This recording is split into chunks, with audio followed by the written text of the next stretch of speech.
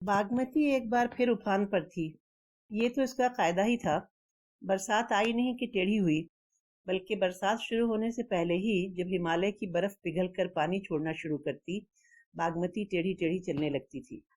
इसका गुस्सा अपने इब्तदाई दौर में बड़ा खूबसूरत हुआ करता था, फिर तो कहर ढाती थी। खैर, बागमती से कुछ फासले पर पेड़ों के घने झुरमुट और फिर भुट्टे के खेतों से जरा हटकर वो छोटी सी बस्ती थी।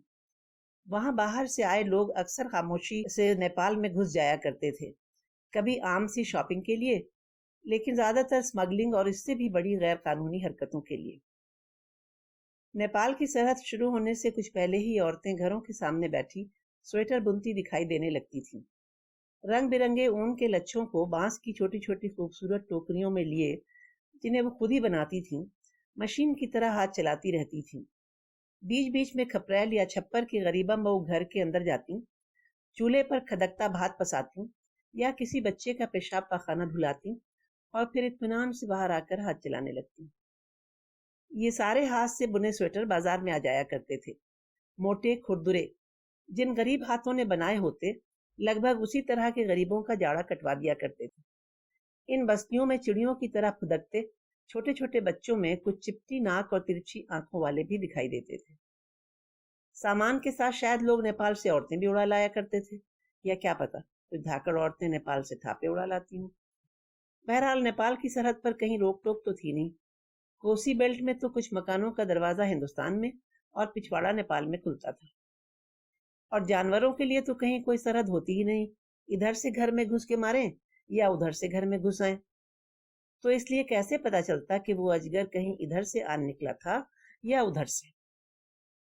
लेकिन वो था एक अजगर, बागमती में तैरता हुआ आया या बालू में सरसराता या इंसानों वाली पगडंडी से गुजरता, मगर वो आया था। सांप इधर बहुत आम थे भी, खास तौर पर बरसात में जब सब्जा घना होता और पेड़ों पर गिरती बारिश की फुहार दिल के तार छेड़ती, पूरी फिजा को गुनगुनाने पर मजबूर करती, तो सांप भी ज्यादा फुआल हो उठते। सलसल करते जिस्मों से हरी हरी घास पर लहरिए बनाते तेजी से इधर उधर भागते अक्सर नजर आ जाया करते थे। अभी हैं, अभी नहीं। अमूमन लोग इन्हें मारते नहीं थे। गांव के बुजुर्गों का कहना था कि किसी जिंदा शय को मारना नहीं है, तावक्ते के इससे नुकसान न पहुंचे। हाँ, गोश्तखोर लोग बेशक गजा के लिए जानवर मारें, लेकिन जब तक वो जिंदा हैं इनके साथ अच्छा सलूक किया जाए। इसीलिए गांव में मुर्गियों को ऐसे दड़बों में कतई नहीं पाला जाता था जिनमें इनका खड़ा रहना तक दुश्वार हो। तो वो अजगर आन निकला और बालू ठाकुर के घर मुर्गियों के दड़बे में घुसकर 3-4 मुर्गियां और एक बड़ा मुर्ग डकार कर गोल गोल होकर वहीं पड़ गया। हर मुर्गी की जगह इसके जिस्म में एक बड़ा सा कुबड़ निकल आया था और दड़बे के तंग दरवाजे से अब इसका निकलना मुश्किल था। वैसे भी अजगरों को पेट भर जाने के बाद सोने की आदत होती है। बालू ठाकुर का मुर्गियों का दड़बा बहुत बड़ा था, लगभग एक छोटे कमरे जैसा। इसका दरवाजा खास तौर पर मजबूत था, इसलिए कि रात को लोमड़ियां बहुत आती थीं और बिल्लियां तो रात देखे न दिन म्याऊं म्याऊं करती घूमती फिरती थीं। तो इन सब से हिफाजत का ख्याल रखते हुए ही चुनचुन बढ़ई ने वो दड़बा बनाया था। अजगर घुसा तो गलती चुनचुन की नहीं, बल्कि अंडे समेटने को गई बालू ठाकुर की बूढ़ी दादी की थी, जिनके हाथ कांपते थे, सर हिलता था और आंखों में मोतियाबिंद उतर चुका था। उन्होंने अंडे तो टो टो करके सारे समेट लिए, लेकिन दड़बे के दरवाजे की चिटकिनी लगाना भूल गई। हवा का झोंका आया तो दरवाजा खुल गया। रात का वक्त था, मुर्गियां आराम से परों में चोंच दिए बैठी रहीं कि अजगर आए और उन्हें निगले। जब होनी होती है तो ऐसा ही कुछ होता है, हर तरह की होनी के लिए ऐसा ही कुछ होता है। सुबह को लोगों ने देखा बची हुई मुर्गियां सहमी सुकड़ी कोने में घुसी बैठी हैं और बाकी हिस्से में अजगर गोल गोल होकर फैला पड़ा है, किसी बाहुबली की तरह। और बालू ठाकुर की 11 साला बेटी वहीं दरवाजे के पास बैठी जाली के छेदों में से उंगलियां डाल डालकर अजगर में यूं गड़ा रही है जैसे वो अपनी माँ के आटा गूंथते वक्त पास बैठकर आटे में गड़ाती और डांट खाती रहती थी। गुहार मच गई। सबसे पहले तो इस ढीठ बच्ची को खींचकर अलग किया गया, फिर कुल्हाड़ी लाकर बालू ठाकुर ने अजगर को काट डाला। वो कमबख्त इस कदर सुस्त हो गया था कि उसने कुछ मजाहमत भी नहीं की। कुछ अरसे बाद गांव के ही मोची दुलारे दास ने اس کی کھال کے چپل بنا دیے جنہیں بالو ٹھاکر اور ان کی بیوی سٹکاتے پھرتے تھے۔ کاش کچھ لوگوں کو بھی کاٹ کر ان کی کھال کے چپل بنا دیے جاتے۔ یہ 2 برسات پہلے کا واقعہ ہے۔ اس سے اگلی برسات میں گاؤں میں ایک تیندوا لاگو ہوا تھا۔ سب سے پہلے بٹھل کے چھپر پر چڑھا ہوا دکھائی دیا۔ بٹھل کی 2 بھیڑیں حال ہی میں بیائی تھیں اور ننھے میمنے بڑے سے جھوے کے نیچے بند تھے۔ پو پھٹ رہی تھی، بادل برس کر کھل گئے تھے، ہوا نشہ بکھیرتی لوگوں میں میٹھا میٹھا آلس بھرتی گھوم رہی تھی۔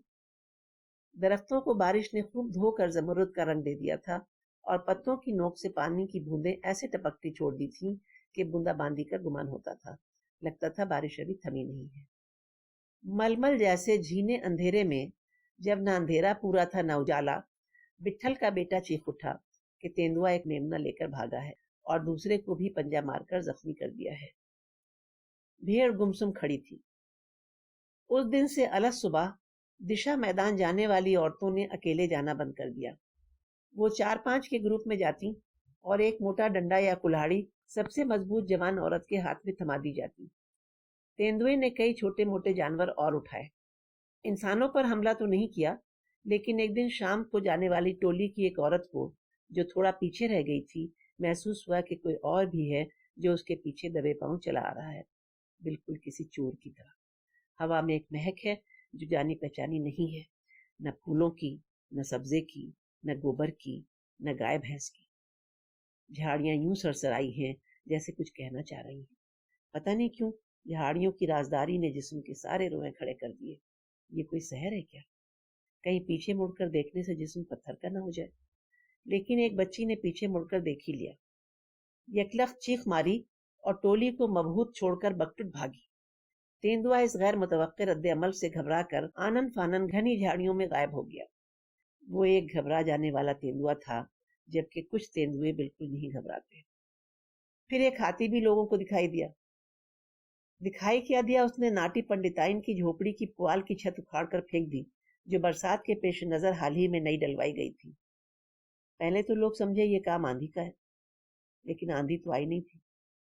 کیا بغیر آندھی آئے گھروں کی چھتیں یوں پلک جھپکتے اڑ جاتی ہیں کہ لوگ بارش میں بھیگیں، دھوپ سے تپیں اور سردی سے کانپتے جسموں کو گرمی پہنچانے کی ناکام کوشش کرتے رہ جائیں؟ شاید ہاں، شاید نہیں۔ تبھی معلوم ہوا کہ یہ ایک ہاتھی کا کام تھا جو گاؤں میں در آیا تھا اور اس نے کیلے کا باغ بھی اجاڑا تھا۔ لوگوں نے منصوبہ بنایا کہ ہاتھی کو گھیر کر اس کا ہانکا کیا جائے اور اسے واپس ترائی کے جنگلوں میں دھکیل دیا جائے، لیکن جب تک ایسا نہیں ہوتا تب تک تو خیال رکھنا پڑے گا۔ جانوروں کے منہ کو خون لگ گیا تو بڑی مشکل ہوگی۔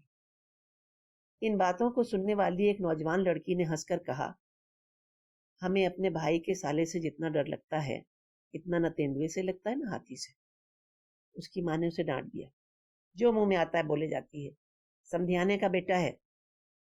لوگوں کو پتا چلا کہ کیلے کا باغ اجاڑنے میں ہاتھی کا ہی نہیں بھالو کا ہاتھ بھی ہے، اور بھالو تو اپنی موجودگی ہاتھی سے پہلے ہی درج کرا چکا تھا جب اس نے نونی ساؤ کے کٹہل کے درخت سے شہد کا چھتا اتار کر سارا شہد چاٹ لیا تھا۔ نونی ساؤ بلاقی کا انتظار کر رہے تھے، چھتے میں شہد بھر چکا تھا، بھی دوشیزہ کے جسم کی طرح۔ بلاقی دھواں دے کر مکھیوں کو بھگانے اور شہد نکالنے میں ماہر تھا۔ جہاں چھتا لگتا اسے بلایا جاتا۔ اس کے آنے سے بس ایک دن پہلے سرکنڈوں کی باڑ پھلانگ کر ایک موٹا تازہ بھالو گھس آیا اور پیڑ پر چڑھ گیا۔ الگ صبح لوگوں نے دیکھا وہ مزے سے کٹہل کے ایک تنومند گدھے سے ٹیک لگائے چھتا توڑ کر شہد اڑا رہا تھا۔ غصے میں آئی مکھیاں اس کے چاروں طرف بھن بھن کرتی اڑ رہی تھی، بلکہ کاٹ بھی رہی تھی۔ گھنے کھردرے بالوں کی وجہ سے بھالو پر ان کا کوئی اثر نہیں ہو رہا تھا۔ بڑی شاہانہ بے پرواہی سے وہ کبھی کبھی ایک ہاتھ ہلا دیتا اور بس۔ گھر والے خاموشی سے دروازہ بند کر کے اندر بیٹھ رہے۔ وحشی جانوروں کو نہ چھیڑنے میں ہی عافیت ہے۔ جی بھر کر شہد کھانے کے بعد وہ بڑے آرام سے پیڑ سے اترا اور ادھر ادھر دیکھتا، ہوا کو سونگتا، اطمینان سے گھنے جنگلوں کے درمیان غائب ہو گیا۔ نونی ساؤ نے فوری طور پر کٹہل کا پھلدار درخت کٹوا دیا۔ انہیں ڈر تھا کہ بھالو پھر شہد کی تلاش میں ادھر آئے گا، نہیں تو پکے کٹہل کھانے کا لالچ تو ضرور سے ادھر لا سکتا ہے۔ کٹہل تو کٹوایا جا سکتا ہے، لیکن گھر کی بیٹی کو کوئی کٹوا سکتا ہے کیا؟ وہ بھائی کے ساتھ اسکول پڑھنے جاتی تھی، 14 برس کی سلونی لڑکی جس کے چہرے اور جسم پر نمک اترنے لگا تھا۔ ماں روز صبح ڈبے میں ان کا ٹفن ڈالتی، آم کا اچار اور آلو بھری روٹی، کبھی سادہ روٹی میں ذرا سا گھی چپڑ کر ساتھ کھانے کے لیے آنگن کی بیل سے اتارے کدو کی سوکھی سبزی بھی۔ دونوں جڑواں تھے، لیکن لڑکا 6 روٹیوں سے کم نہیں کھاتا تھا، جبکہ لڑکی 3 سے زیادہ نہیں کھاتی تھی۔ اماں عام طور پر ڈبے میں 10 روٹیاں ڈالتی تھی۔ لڑکی کا جی بھی چاہتا تو چوتھی روٹی کو ہاتھ نہ لگاتی، شاید بھائی کا پیٹ ابھی بھرا نہ ہو۔ پھر ہنستی تھی، باپ رے کتنا کھاتا ہے۔ اسے ڈانٹ پڑ جاتی، لڑکے کے حساب سے بہت کم کھاتا ہے جی، لڑکے کے شریر کو زیادہ غذا چاہیے، بڑے کہتے۔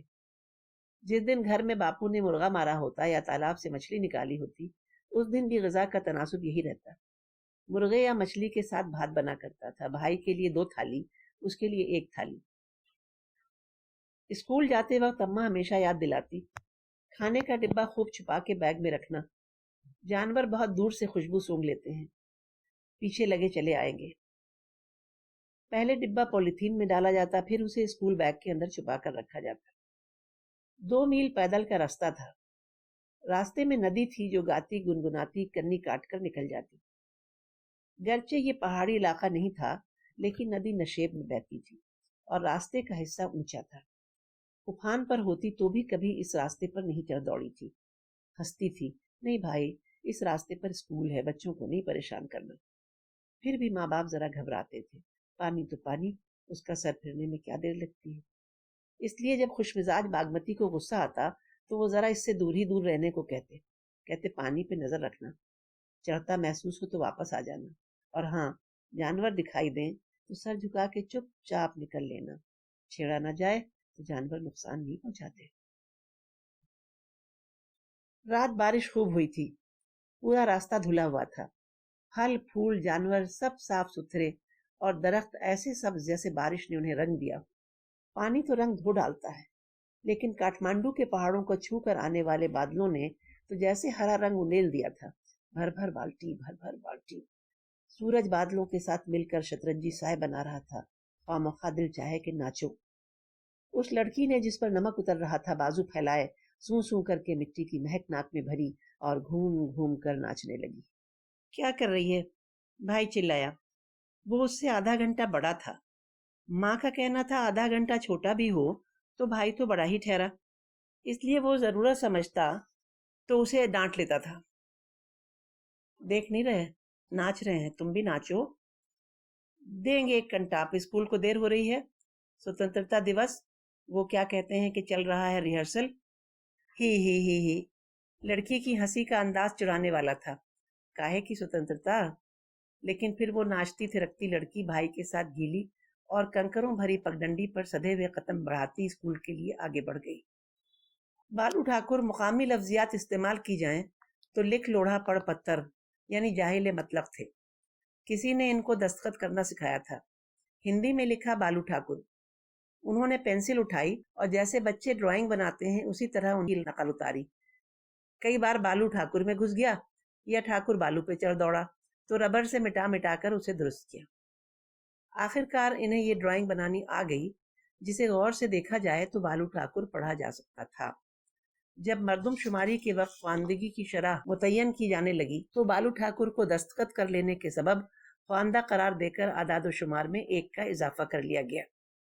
لیکن یہ ضرور ماننا پڑے گا کہ خود اپنے دستخطوں کی ڈرائنگ بنانے والے بالو ٹھاکر کے نزدیک تعلیم کی بڑی اہمیت تھی، اور یہی نہیں، ساری کمی بیشیوں اور اونچ نیچ کے باوجود انہیں اپنی بیٹی سے بہت محبت تھی اور اسے بھی تعلیم دلانا چاہتے تھے۔ بھلے ہی 10ویں کے بعد اس کا بیاہ کر دینے کا ارادہ تھا اور بیٹے کو شہر بھیج کر آگے پڑھانے کا، لیکن بہرحال اسے اپنی رسوئی کے چھپر تلے قیدی بنا کر قطعی نہیں رکھا تھا، اس لیے سرکاری اسکول میں بھائی کے ساتھ اس کا نام بھی لکھوایا تھا۔ گاؤں کے اسکولوں میں سواری گاڑی کا تصور تو تھا نہیں، نہ ضرورت تھی۔ کنارے کنارے باگمتی اور دونوں طرف پیپل، برگد، پاکر، سیمل، املتاس اور نہ جانے کون کون سے چھتنار درختوں کے درمیان سے وہ پگڈنڈی چلتی چلی گئی تھی جس سے گزر کر گاؤں کے سارے بچے اسکول پہنچتے تھے۔ پھر ناووں پر بیٹھ کر ادھر اترنے والے گوالے جو شہر دودھ پہنچاتے تھے وہ بھی اسی پگڈنڈی سے ہوتے ہوئے گھاٹ تک جاتے تھے۔ صبح صبح ان کے ایلومینیم کے برتنوں کی کھنک چڑیوں کی چہچہاٹ کے ساتھ مل کر قدرت کے آرکیسٹرا میں ایک اور ساز شامل کر دیتی تھی، لیکن یہ گوالے بچوں سے پہلے نکلتے اور بچوں کے بہت بعد واپس لوٹا کرتے تھے۔ اسکول میں 2 پختہ کمرے تھے، ایک چھوٹا سا آفس تھا اور بڑا سا احاطہ جس میں چھتنار برگد کھڑا تھا۔ ویسے کنارے کنارے اور بھی بہت سے پیڑ تھے اور جنگلی جھاڑیاں جن کے بیچ مور پھرتے پھرتے تھے اور اپنی صورت کے ٹھیک برعکس کرخت آواز میں چلاتے۔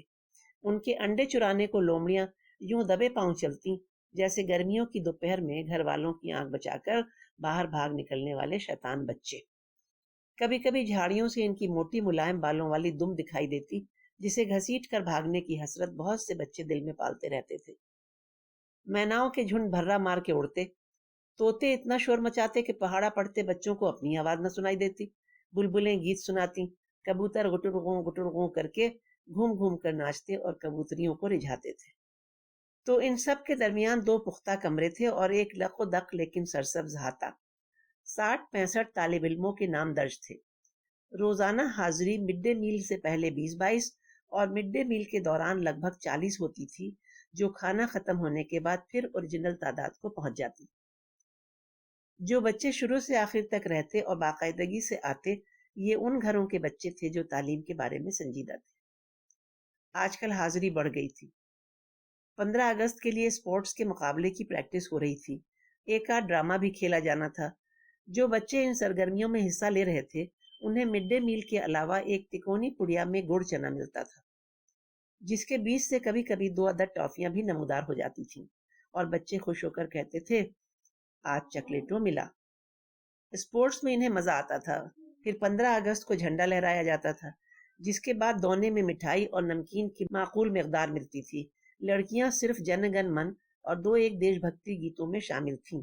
لڑکے اسپورٹس کے لیے دیر تک رکا کرتے تھے۔ جا تو گھر جا، آدھا گھنٹہ بڑے بھائی نے بہن سے تحکمانہ لہجے میں کہا۔ ہم کچھ دیر رک لیں تو حرج کیا ہے، بہن نے جواب دیا۔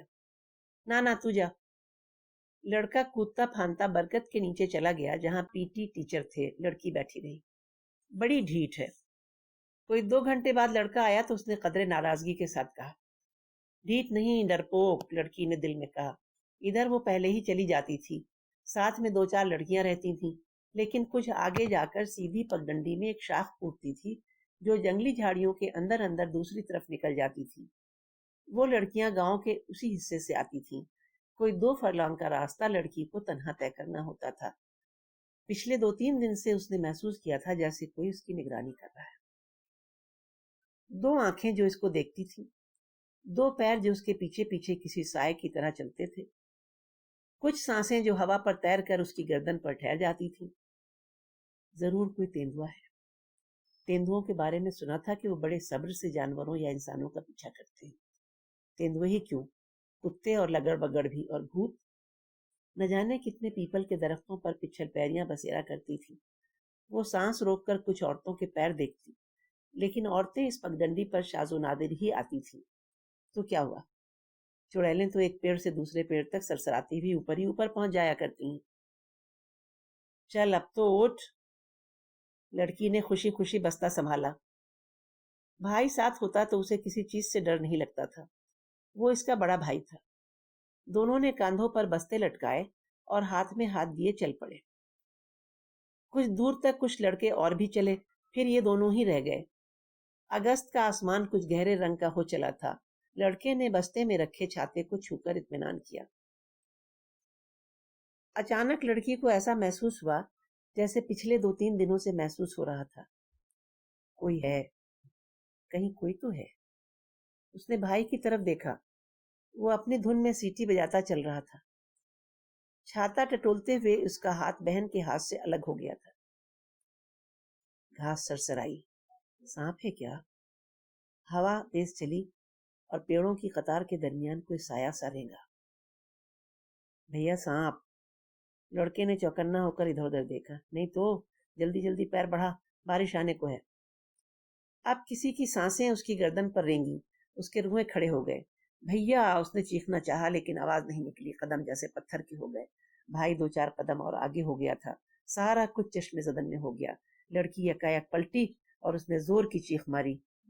یہ کسی کے پلٹ کر چیخ مارنے سے بھاگ جانے والا تیندوا نہیں تھا۔ اس نے لڑکی کے سبک جسم کو بجلی کی سی تیزی سے دبوچا اور بائیں مڑ کر گھنے سبزے میں غائب ہو گیا۔ چلتے چلتے اس نے چیخ سے متوجہ ہو جانے اور پیچھے دوڑ پڑنے والے بھائی کو لنگڑی ماری تھی جو منہ کے بل گر پڑا تھا، اور لڑکی اس کی مضبوط گرفت میں یوں کلبلا رہی تھی جیسے سارس کی لمبی چونچ میں آئی ہوئی چھوٹی سی مچھلی۔ گھنے درختوں کے بیچ الجھی بیلوں نے ایک منڈوا سا بنا رکھا تھا۔ اس کے آس پاس کی گھاس اور بڑے پیڑوں کی جھکائی ڈالیاں ہاتھی نے صاف کر دی تھی۔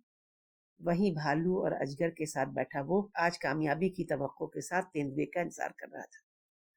آخر سارس کی لمبی چونچ میں کلبلاتی چھوٹی مچھلی کی طرح شانوں پر لڑکی کو لادے وہ نمودار ہوا۔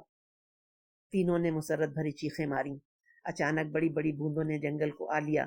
لڑکا حواس بحال کر کے اٹھا اور چوٹوں کی پرواہ نہ کر کے چھاتا اور بیگ پھینک کر ناک کی سیدھ میں دوڑ پڑا۔ کہیں لڑکھڑایا، کہیں جھاڑیوں سے ٹکرایا، لیکن دوڑتا رہا اور گھر پہنچ کر ہی دم لیا۔ ہاں، اس کی چیخیں تب بھی جاری تھیں، تیندوا لے گیا، تیندوا لے گیا، تیندوا لے گیا۔ لوگ لاٹھی، ڈنڈا، پھاوڑا، کدال لے کر دوڑے۔ کالے بھجنگ، لامبے اور مضبوط سمی کی دیوار سے ایک زنگالو تلوار لٹکی رہتی تھی، وہ اسے ہی لے کر بھاگا۔